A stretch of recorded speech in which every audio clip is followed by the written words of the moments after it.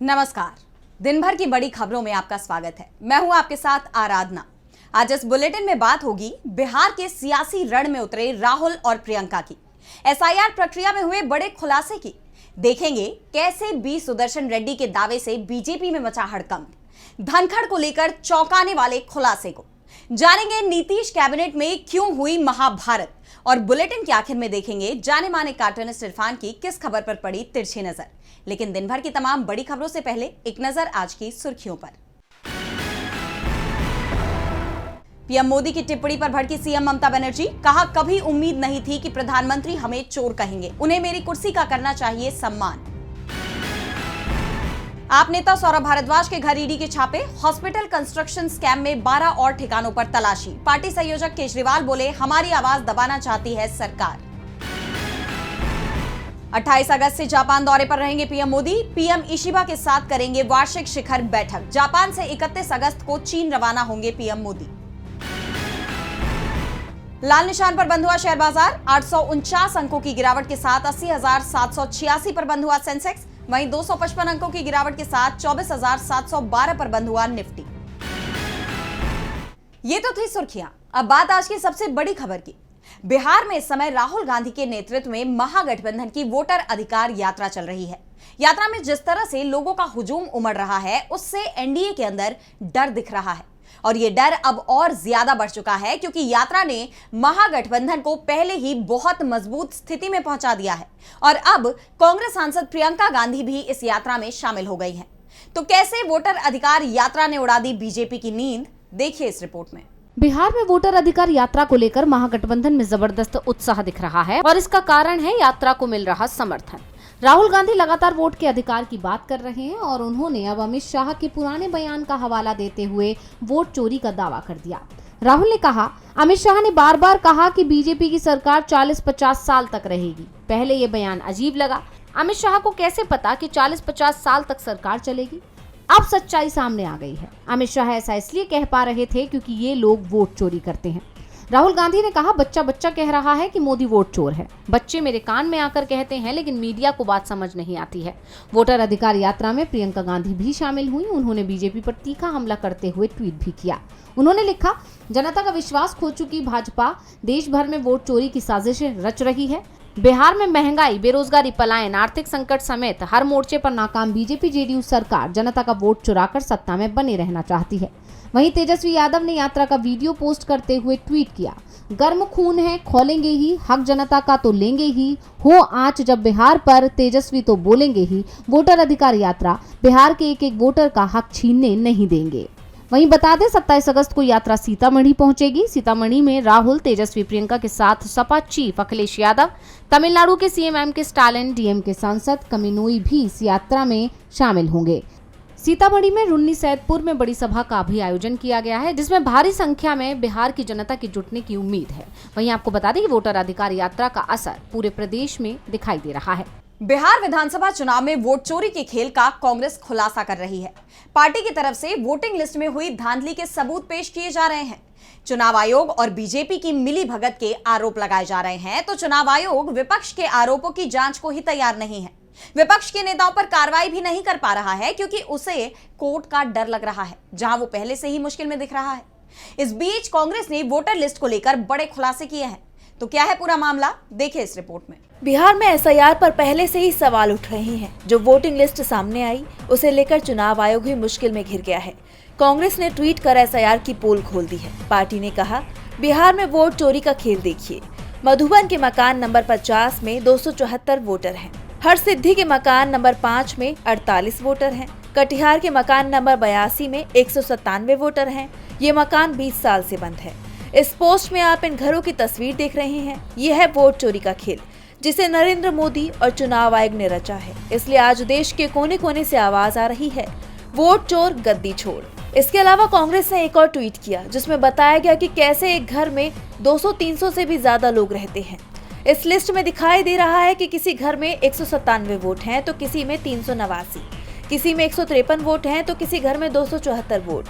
इस बीच ये खबर भी सामने आ रही है कि चुनाव आयोग ने वोटिंग लिस्ट में जो 65 लाख नाम हटाए हैं, उसमें पटना, मधुबनी और पूर्वी चंपारण जिलों में सबसे ज्यादा वोटरों के नाम शामिल हैं। इसमें भी पुरुषों के मुकाबले महिलाओं की संख्या ज्यादा है। पटना, मधुबनी और पूर्वी चंपारण जिले से कुल 10.63 लाख वोटर लिस्ट से नाम हटाए गए, जो कि राज्य के 38 जिलों में हटाए गए 65 लाख वोटरों का 16.35% है।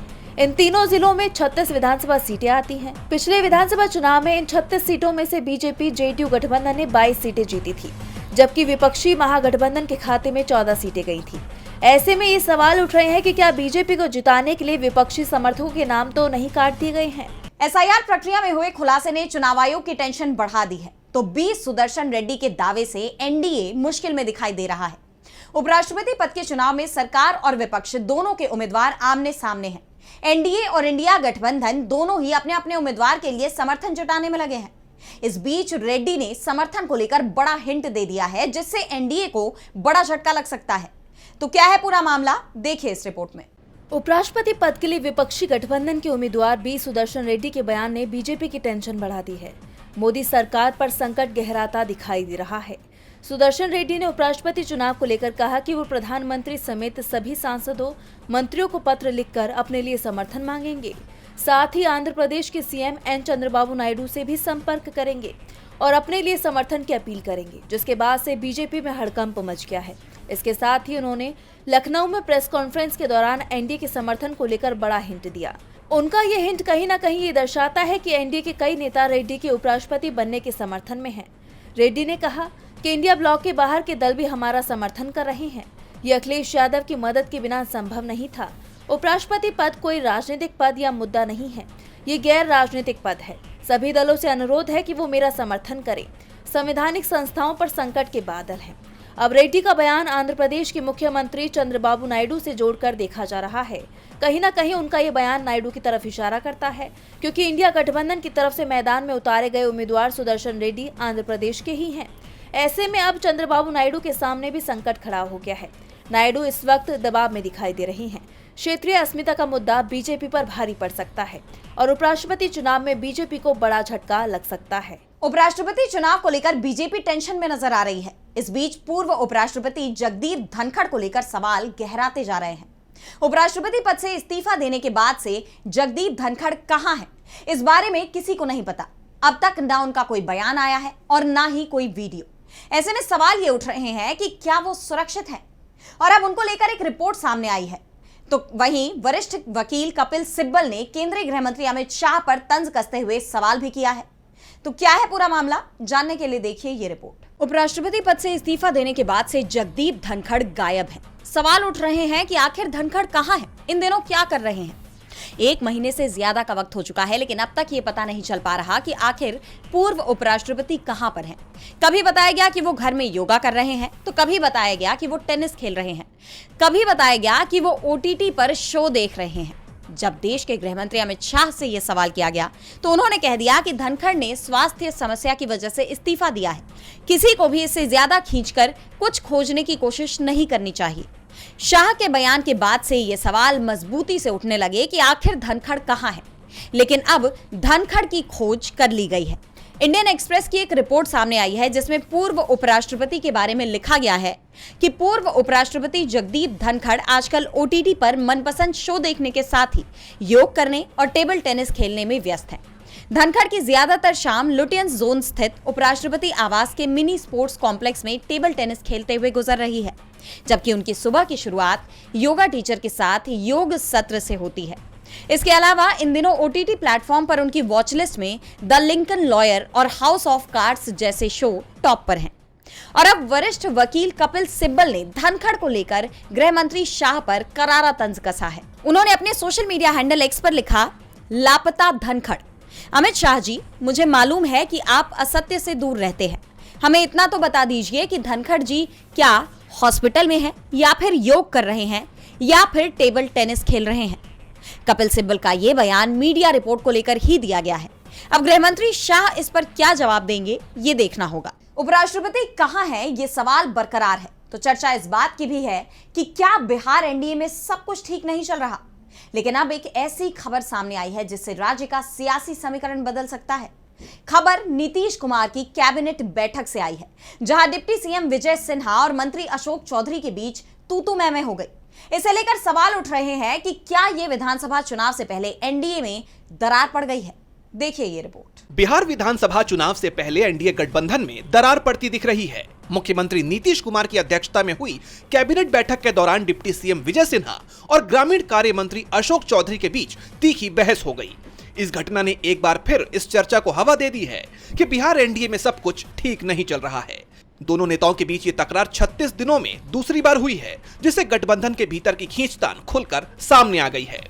26 अगस्त को हुई बैठक में एक कृषि भूमि के हस्तांतरण को लेकर विवाद शुरू हुआ। मंत्री अशोक चौधरी ने एक कॉलेज के निर्माण के लिए कृषि विभाग से जमीन मांगी। इस पर बिहार के कृषि मंत्री और डिप्टी सीएम विजय सिन्हा ने आपत्ति जताई और कहा कि सीएम के आदेश के बिना जमीन ट्रांसफर नहीं हो सकती। उन्होंने यह भी साफ किया कि जब तक विभाग को कहीं और उतनी जमीन नहीं मिल जाती, तब तक यह हस्तांतरण मुमकिन नहीं है। इस बात पर अशोक चौधरी भड़क उठे और उन्होंने तंज कसते हुए सिन्हा से पूछा कि क्या आप ही हमेशा कृषि मंत्री रहेंगे। इसके बाद दोनों के बीच तू मैं शुरू हो गई और जुबानी जंग इतनी बढ़ गई कि बाकी मंत्रियों को बीच बचाव करना पड़ा। इस घटना को लेकर सियासी गलियारों में चर्चा गर्म है कि बिहार चुनाव से पहले एनडीए के शीर्ष नेताओं के बीच ये तकरार कोई सामान्य बात नहीं है। ये विवाद ऐसे समय में सामने आया है जब चुनाव की सरगर्मियां तेज हो रही हैं। 36 दिन पहले भी एनडीए विधानमंडल की बैठक में दोनों नेताओं के बीच तकरार हुई थी, जो दिखा रहा है कि यह आपसी खींचतान की एक लंबी कहानी है। फिलहाल बीजेपी या जेडीयू की तरफ से इस विवाद पर कोई बयान सामने नहीं आया है, लेकिन इस बहस ने राजनीतिक गलियारों में कई तरह की चर्चाओं को हवा दे दी है। बिहार एनडीए में फूट पड़ती दिखाई दे रही है तो सुप्रीम कोर्ट के कॉलेजियम में एक सिफारिश को लेकर विवाद पैदा हो गया है। बॉम्बे हाईकोर्ट और बिहार हाईकोर्ट के चीफ जस्टिस को सुप्रीम कोर्ट का जज बनाने की बात कही गई है, लेकिन कॉलेजियम के एक जज ने इस सिफारिश पर आपत्ति दर्ज करवा दी, जिसे लेकर अब विवाद खड़ा हो गया है। तो किस जज ने दर्ज कराई है आपत्ति और क्या है इसके पीछे की वजह, जानेंगे इस रिपोर्ट में। हाल ही में सुप्रीम कोर्ट के कॉलेजियम ने बॉम्बे हाई कोर्ट के चीफ जस्टिस आलोक आराधे और पटना हाई कोर्ट के चीफ जस्टिस विपुल एम पंचोली को सुप्रीम कोर्ट का जज बनाने की सिफारिश की है, लेकिन इस सिफारिश ने एक विवाद को जन्म दे दिया है। विवाद की वजह यह है कि जस्टिस आलोक आराधे को सुप्रीम कोर्ट का जज बनाने की सिफारिश पर कॉलेजियम के सभी सदस्यों की सहमति नहीं बन पाई थी। जस्टिस बीवी नागरत्ना ने जस्टिस विपुल एम पंचोली की नियुक्ति पर अपनी असहमति जताई है। जस्टिस नागरत्ना ने इस बात पर जोर दिया कि जस्टिस पंचोली की नियुक्ति से न सिर्फ न्याय प्रशासन पर बुरा असर पड़ सकता है, बल्कि इससे कॉलेजियम प्रणाली की विश्वसनीयता भी खतरे में पड़ सकती है। उन्होंने अपने नोट में गुजरात हाई कोर्ट से पटना हाई कोर्ट में उनके ट्रांसफर से जुड़ी परिस्थितियों का भी जिक्र किया। देखा जाए तो यह पूरा मामला वरिष्ठता और प्रतिनिधित्व का है, क्योंकि वरिष्ठता के हिसाब से देखें तो जस्टिस आराधे हाई कोर्ट के जजों की सूची में 5वें नंबर पर हैं, वहीं जस्टिस पंचोली 57वें नंबर पर हैं। उन्होंने कहा, जस्टिस पंचोली के सुप्रीम कोर्ट का जज बनने से गुजरात हाई कोर्ट का प्रतिनिधित्व बहुत ज्यादा हो जाएगा, क्योंकि इस हाई कोर्ट से पहले से ही 2 जज सुप्रीम कोर्ट में हैं। इससे प्रतिनिधित्व का संतुलन बिगड़ सकता है। जस्टिस पंचोली की नियुक्ति को लेकर एक और दिलचस्प बात यह है कि उनकी नियुक्ति अक्टूबर 2014 में हुई थी। इस हिसाब से वो 10 साल बाद सुप्रीम कोर्ट तक पहुंचने वाले जज बन सकते हैं। वहीं जस्टिस आलोक आराधे की नियुक्ति 2009 में हुई थी। अब अगर राष्ट्रपति की मंजूरी मिलती है तो सुप्रीम कोर्ट में जजों की कुल संख्या 34 हो जाएगी। 2 हाईकोर्ट के जज सुप्रीम कोर्ट कॉलेजियम में विवाद की जड़ बन गए हैं। तो अमेरिकी राष्ट्रपति डोनाल्ड ट्रंप के फैसलों ने भारत और अमेरिका के रिश्तों में तनाव पैदा कर दिया है। अब 27 अगस्त से भारत पर 50% टैरिफ लागू हो जाएगा। इसका नोटिफिकेशन भी अमेरिका की तरफ से जारी कर दिया गया है, जिसके बाद पीएम मोदी ने भी अहम बैठक बुला ली। अब सबकी नजरें भारत सरकार पर टिकी हुई हैं कि वो इस पर क्या रुख अपनाती है। तो क्या ट्रंप के टैरिफ से अमेरिका और भारत में छिड़ेगी ट्रेड वॉर? जानने के लिए देखिए ये रिपोर्ट। अमेरिका और भारत के रिश्ते बेहद खराब दौर से गुजर रहे हैं। अमेरिका के राष्ट्रपति डोनाल्ड ट्रंप ने भारत पर 50% टैरिफ की घोषणा पहले ही कर दी थी और अब 27 अगस्त से ये टैरिफ लागू भी होने जा रहा है, जिसके लिए अमेरिका ने ऑफिशियल नोटिफिकेशन जारी कर दिया। इस नोटिफिकेशन में रूस से व्यापार के लिए जुर्माने के तहत भारत पर एडिशनल 25% टैरिफ लगाने की बात कही गई है, जबकि व्यापार घाटे के चलते 25% टैरिफ तो 6 अगस्त से ही भारत पर लागू है। बड़ी बात यह है कि टैरिफ को लेकर चर्चा के लिए 25 अगस्त को ट्रंप के प्रतिनिधि भारत आ रहे थे, जहां दोनों देशों के बीच व्यापार के मुद्दे पर बढ़ते इस तनाव को सुलझाने की दिशा में बात होती। लेकिन अमेरिकी प्रतिनिधि भी भारत नहीं आए और अब ट्रंप के हस्ताक्षर के साथ ये नोटिफिकेशन जारी कर ये बता दिया गया है कि अमेरिका अपने फैसले से पीछे नहीं हटेगा। उल्टा उसकी तरफ से टैरिफ को और बढ़ाने की धमकी दी जा रही है। जिसके बाद पीएम मोदी ने भी बड़ी बैठक बुला ली। उन्होंने पीएमओ में केंद्रीय गृह मंत्री अमित शाह, वाणिज्य मंत्री पीयूष गोयल समेत कई बड़े अधिकारियों की मौजूदगी में ट्रंप के टैरिफ पर चर्चा की। जहां तक सवाल है रूस से व्यापार का, तो भारत का रुख साफ है कि वो तेल वहीं से खरीदेगा जहां उसे सस्ता पड़ेगा। ट्रंप रूस से व्यापार खत्म करने की बात कह रहे हैं, तो भारत की तरफ से एनएसए अजीत डोभाल से लेकर विदेश मंत्री एस जयशंकर तक टॉप लेवल अधिकारियों और मंत्रियों के रूस दौरे हो रहे हैं। यानी ये साफ संदेश अमेरिका को दिया जा रहा है कि भारत उसके दबाव में नहीं आएगा। लेकिन सवाल ये है कि सरकार अमेरिकी टैरिफ के खिलाफ एक्शन क्या ले रही है? क्या वो चीन की तरह अमेरिका पर जवाबी टैरिफ लगाएगी? ये तो देखने वाली बात होगी, लेकिन मौजूदा हालात में भारत और अमेरिका के रिश्तों में तनाव काफी बढ़ा हुआ है। और बुलेटिन के आखिर में देखेंगे जाने माने कार्टूनिस्ट इरफान की किस खबर पर पड़ी तिरछी नजर।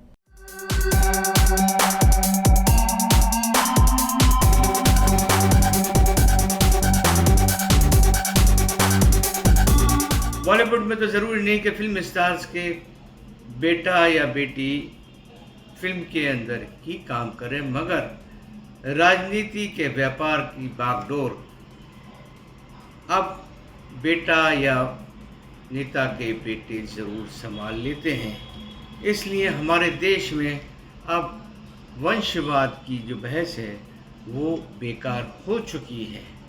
इसी सिलसिले में अगली कड़ी बिहार के वर्तमान मुख्यमंत्री नीतीश कुमार के बेटे के निशांत कुमार की राजनीति में आने की अटकलें हैं। अब ये तो देखना पड़ेगा कि उनकी राजनीति की फिल्म चलेगी या नहीं चलेगी, क्योंकि अभी तो उनका ऑडिशन तक जनता के सामने नहीं हुआ है और फिर उनके पिता की पॉपुलैरिटी की एक्सपायरी भी निकल चुकी है।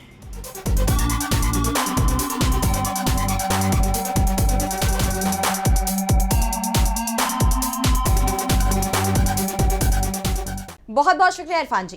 तो आज इस बुलेटिन में इतना ही। आप देखते रहिए डीबी लाइव। नमस्कार।